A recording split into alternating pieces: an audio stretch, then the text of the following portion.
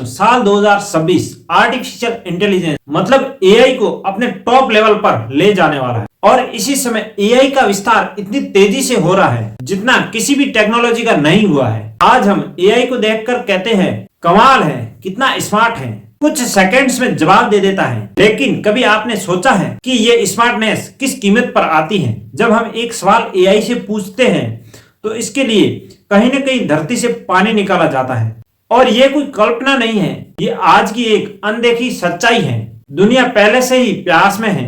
आज दुनिया जल संकट के सबसे खतरनाक दौर से गुजर रही है। कई देशों में पीने का पानी सीमित हो चुका है। भारत जैसे देशों में भूजल स्तर हर साल नीचे जा रहा है। जलवायु परिवर्तन ने बारिश को अनिश्चित बना दिया है और सवाल ये नहीं कि एआई बुरा है, सवाल ये है कि क्या हमने कभी इसकी कीमत का हिसाब लगाया है? एआई जादू की तरह रेस्पॉन्स दे रहा है, लेकिन एआई कोई जादू नहीं है, ये एक भारी मशीन है। एआई हवा में नहीं चलता, ये कोई डिजिटल आत्मा नहीं है। एआई चलता है हजारों डेटा सेंटर्स पर, जहां लाखों सर्वर दिन रात काम करते रहते हैं। इन सर्वरों को चलाने के लिए चाहिए बिजली, ठंडा वातावरण और सबसे ज्यादा पानी। जब ये सर्वर गर्म होते हैं तो उन्हें ठंडा करने के लिए विशेष वाटर कूलिंग सिस्टम इस्तेमाल किए जाते हैं। यही पानी असल में एआई का छुपा हुआ ईंधन है। आइए अब समझते हैं आखिर एआई कैसे पानी की खपत करता है। एआई डेटा सेंटर्स में पानी सीधे पीने के लिए नहीं जाता, बल्कि सर्वर्स को ठंडा रखने के लिए इस्तेमाल होता है। लेकिन समस्या यह है कि यह पानी अक्सर वाष्प बनकर उड़ जाता है और इतनी गर्मी सोख लेता है कि दोबारा इस्तेमाल लायक नहीं रहता।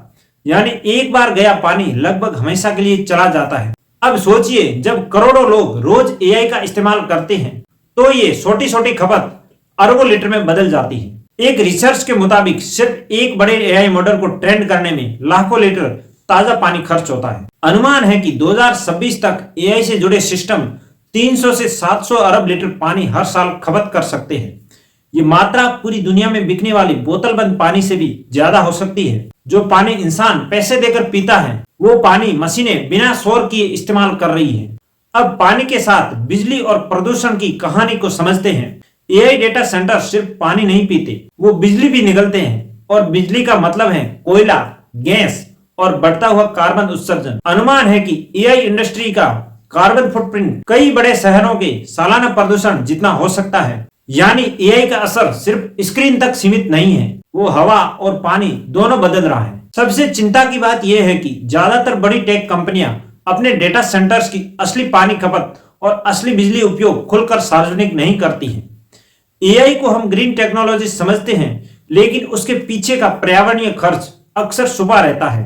तो क्या एआई को रोकना ही समाधान है? नहीं, एआई को रोकना न तो संभव है और नई समझदारी, लेकिन बिना प्लानिंग एआई को बढ़ाना एक बड़ी मानवीय भूल हो सकती है। आज कुछ समाधान सामने आ रहे हैं, जैसे कम पानी वाले कूलिंग सिस्टम, रिसाइकल्ड पानी का उपयोग करना, सोलर एंड विंड एनर्जी, ज्यादा एफिशिएंट एआई मॉडल्स। लेकिन ये प्रयास अभी बहुत सीमित है। तो आखिर असली जिम्मेदारी किसकी है? ये सिर्फ कंपनियों की जिम्मेदारी नहीं है। सरकारों को नियम बनाने होंगे, कंपनियों को पारदर्शी होना होगा और हमें यूजर्स को समझदारी से एआई का इस्तेमाल करना होगा। हर छोटा सवाल छोटा लगता है, लेकिन करोड़ों सवाल धरती पर भारी पड़ जाते हैं। एआई हमारा भविष्य है, लेकिन यही भविष्य अगर हमारे हवा और पानी को खामोशी से खत्म कर दे तो हमें आज ही रुककर सोचना होगा।